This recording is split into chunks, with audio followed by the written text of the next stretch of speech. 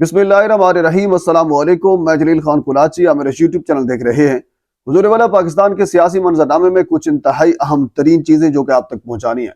अभी कुछ देर पहले इस्लामाबाद हाई कोर्ट के जस्टिस बाबर सत्तार ने DC इस्लामाबाद इरफान नवाज मेमन के खिलाफ महफूज फैसला सुना दिया गया है, जिसमें DC साहब को 6 माह की कैद भी सुनाई गई है। इसके ऊपर डिस्कस करेंगे। और इसके साथ अडियाला जेल से इमरान खान ने अपने तमाम सूबाई और कौमी असम्बली के जो रुकन हैं उनको एक हुक्मनामा जारी किया है जो कि इंतहाई अहम है, वो भी आपके सामने रखना है। और इसके साथ आज KPK असम्बली में नामजद वजीर आला खैबर पख्तूनख्वा अली अमीन गंडापुर ने हलफ उठाना है। तो अपने हलफ के दौरान उठाने के बाद जब वो खिताब करेंगे तो उसमें वो 5 चीजें अनाउंस करेंगे जो कि इमरान खान की जानिब से उन तक पहुंचा दी गई हैं, वो भी आपके सामने रखनी है। और इसके अलावा खत के हवाले से इमरान खान ने आज सख्त बरहमी का इजहार किया है जिन लोगों ने खत भेजा है, वजह क्या है वो भी आपके सामने रखना है। तो शुरू हम करते हैं इस्लामाबाद हाई कोर्ट से। इस्लामाबाद हाई कोर्ट में आपको मैंने बारहा इस हवाले से बताया हुआ है कि ये बेसिकली शानदाना गुलजार और शहरयार अफरीदी के हवाले से मामला जस्टिस बाबर सत्तार के सामने गया था। ये तब की बात है जब अगस्त में तहरीक इंसाफ के अराकीन के ऊपर क्रैकडाउन चल रहा था, जब उनको अदालत एक चीज में जमानत देती जबकि दूसरे केस में उनको जनाब गिरफ्तार कर लिया जाता, MPO के तहत उनको गिरफ्तार किया जाता। अदालत बारहा ये कहती रही कि MPO के तहत इनको गिरफ्तार न करें, लेकिन DC इस्लामाबाद ने ये बात अदालत की नहीं मानी। जब अदालत एक चीज की जमानत दे देती थी, जब अदालत रोक देती थी, तो उसके बावजूद भी DC साहब किसी दूसरे केस में मुख्तलिफ लोगों को गिरफ्तार करते रहे। बेसिकली ये तौहीन अदालत का केस था जिसके ऊपर 16 अगस्त को ये फैसला किया गया था कि इसके ऊपर कार्रवाई अब होगी। तो उसके बाद फिर 7 सितंबर को इसके ऊपर फर्द जुर्म आयद हुई और उसके बाद फिर 21 फरवरी यानी अभी से तकरीबन कोई 1 हफ्ता पहले इसका ट्रायल मुकम्मल हुआ। जस्टिस बाबर सत्तार ने ट्रायल मुकम्मल किया और उस यानी ट्रायल मुकम्मल होने के बाद और फैसला सुनाने के दरमियान का जो वक्फा था, यानी ये जो तकरीबन 5-6 दिन बनते थे, तो इसमें जनाब अली DC इस्लामाबाद इरफान नवाज मेमन के वकील ने एक इस्तिस्ना की दरखास्त भी की थी कि DC साहब अपनी फैमिली के साथ, अपनी वालदा के साथ उम्रे के लिए जाना चाहते हैं तो उनको इजाजत दी जाए। तो इसके ऊपर जस्टिस बाबर सत्तार साहब ने यह कहा था कि वो लोग जिनके MPOs जारी किए गए थे तो वो भी अगर उम्रे के गर्ज के लिए जाना चाहते होंगे तो उनके साथ क्या होता होगा। यानी वो उसका एक जिस तरह काउंटर जवाब होता है, जस्टिस बाबर सत्तार ने उनका काउंटर जवाब दिया और उनकी इस दरखास्त को मुस्तरद कर दिया था। यानी 1 मार्च बरोज जुम्मा वाले दिन इसका फैसला होना था। आज महफूज फैसला जस्टिस बाबर सत्तार ने सुना दिया है, जिसमें DC साहब को 6 माह की कैद भी सुना दी गई है। अच्छा, इसमें SSP ऑपरेशन जमील जफर इसमें मौजूद होंगे और नासिर मंजूर जो SHO है मेरे ख्याल में वो इसमें मौजूद होंगे और इसके साथ फिर 1-2 शख्सियात और भी हैं। यानी ये जो सजा का इतलाक है इन तमाम के ऊपर होगा। अच्छा, इसके अलावा इस्लामाबाद हाई कोर्ट ने मुख्तसर जो सजा हैं उनकी वजह से 30 रोज के लिए सजाएं मुअत्तल कर दी हैं।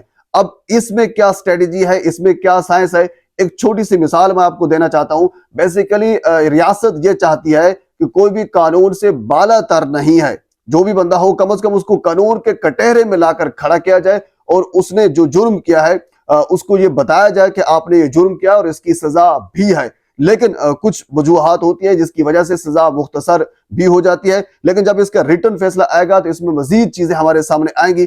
लेकिन एक छोटी सी मिसाल आपको याद होगा, यूसुफ रजा गिलानी साहब को जब उनको आधे मिनट की हथकड़ी लगाई गई थी तो वजह क्या थी? वजह सिर्फ यही थी कि कानून से कोई बालातर नहीं है। हालांकि आधे मिनट की हथकड़ी से कोई मर नहीं जाता, तो यूसुफ रजा गिलानी को आधे मिनट की हथकड़ी लगाने की क्या जरूरत थी? सिर्फ यही थी। तो इसी वजह से DC साहब को सजा देने का मकसद, उसके बाद फिर 30 दिन के लिए सजा मुअत्तल करने के पीछे भी वजह मेरे ख्याल में यही हो सकती है। तो अब इसका जो रिटर्न फैसला आएगा उसमें सारी चीजें वजाहत के साथ लिखी होंगी कि अब 30 दिन के बाद की सूरत हाल क्या होगी। बहरहाल जस्टिस बाबर सत्तार ने बड़ा स्टैंड लिया इस हवाले से। इवन के जब कल शानदाना गुलजार साहिबा और शहरयार अफरीदी साहब हलफ उठा रहे थे तो मैंने ये देखा कुछ लोग ये गुफ्तगू कर रहे थे और ये इल्जाम लगा रहे थे कि ये जस्टिस बाबर सत्तार की वजह से ये लोग आज असेंबली में मौजूद हैं। और हालांकि ऐसा है क्योंकि कानून का इतलाक होता तो अभी बहुत से ऐसे हमने देखे हैं जो अरकाइन कौमी असेंबली पिछली बार थे, इस बार अपने केसेस की वजह से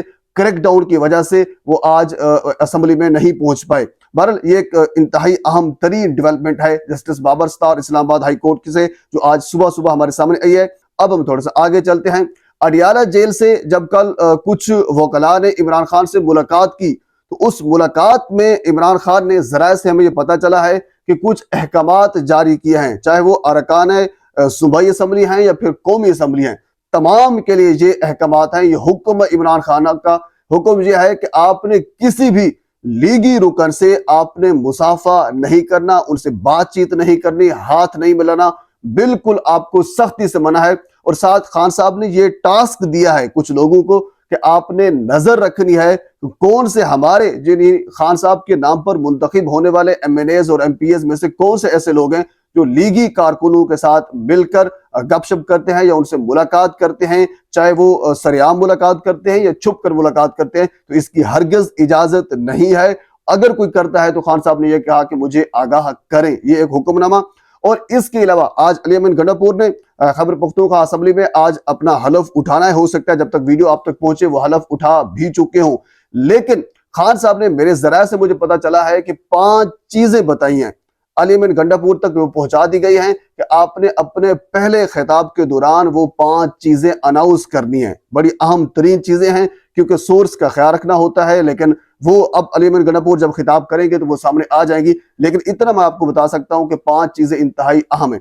اچھا، اس کے علاوہ خان صاحب نے اس خط کے حوالے سے جن لوگوں نے، کیونکہ جہاں تک میری کے لیے کہ وہ ذرائع نے مجھے بتایا، میں پچھلی ویڈیو میں آپ کو یہ بتا بھی چکا ہوں کہ رؤوف حسن صاحب جو ہیں انہوں نے خط لکھا، لیکن خان صاحب نے آج سخت برہمی کا اظہار کیا ان لوگوں کے اوپر جنہوں نے خط لکھا تھا۔ خان صاحب نے یہ کہا کہ جو سخت الفاظ میں چاہتا تھا وہ آپ نے نہیں لکھے، تو لہٰذا ویسا ہی سخت خط لکھنا چاہیے تھا، خان صاحب کا یہ موقف تھا۔ اور اس کے ساتھ آپ کو یہ بھی بتا دوں، میں نے پچھلی ویڈیو میں آپ کو یہ بتایا تھا کہ کانگریس مین جس کا نام گریک بتایا جا رہا ہے، انہوں نے جو بائیڈن انتظامیہ کو خط لکھا۔ اب اس حوالے سے کچھ تفصیل سامنے آئی، ایون کے ARY کے اوپر ایک پروگرام بھی چلا اس حوالے سے، باقاعدہ صرف گریک نہیں بلکہ اس کے ساتھ جو کانگریس کے 30 اراکین ہیں انہوں نے جو بائیڈن انتظامیہ کو خط لکھا ہے اور اس خط میں حوالہ دیا ہے پاکستان کے اندر جو الیکشن میں دھاندلی ہوئی ہے، اور یہ کہا گیا ہے کہ اس وقت جو حکومت ہے وہ منتخب شدہ حکومت نہیں ہے، وہ عوام کی ترجمانی حکومت نہیں کر رہی، اس حکومت کو تسلیم نہ کیا جائے۔ یہ امریکہ کے اندر چل رہا ہے، پاکستان تحریک انصاف کا، عمران خان کا حمایت یافتہ جو خط ہے وہ بھی جو بائیڈن انتظامیہ تک پہنچ گیا ہے۔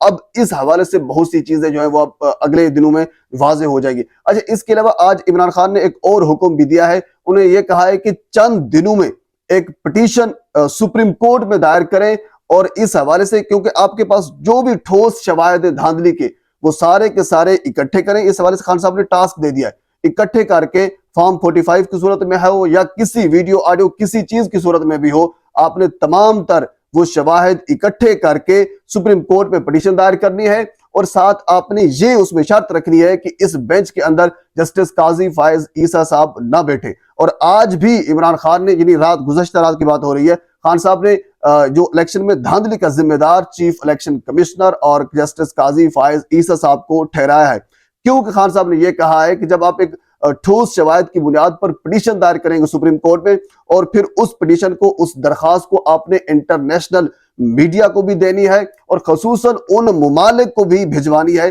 جنہوں نے الیکشن کے اوپر تحقیقات کا آغاز کیا تھا اور یہ کہا تھا کہ الیکشن میں دھاندلی ہوئی ہے، ان کی تحقیقات ہونی چاہیے، ان ممالک کو اس کی کاپیز بھی بھیجی جائیں گی۔ تو یہ آنے والے دنوں میں انتہائی اہم ترین ڈیولپمنٹ ہے جو پاکستان میں سیاسی معاملات میں ہونے والی ہے۔ بہرحال اس کے علاوہ اور بہت سی چیزیں اگلی ویڈیو میں آپ کے ساتھ میں ضرور شیئر کروں گا۔ ایک مرتبہ آپ سے گزارش ہے میرے چینل کو سبسکرائب کر دیں تاکہ آنے والے ہر انفارمیٹیو ویڈیو آپ تک پہنچ سکے۔ اللہ حافظ۔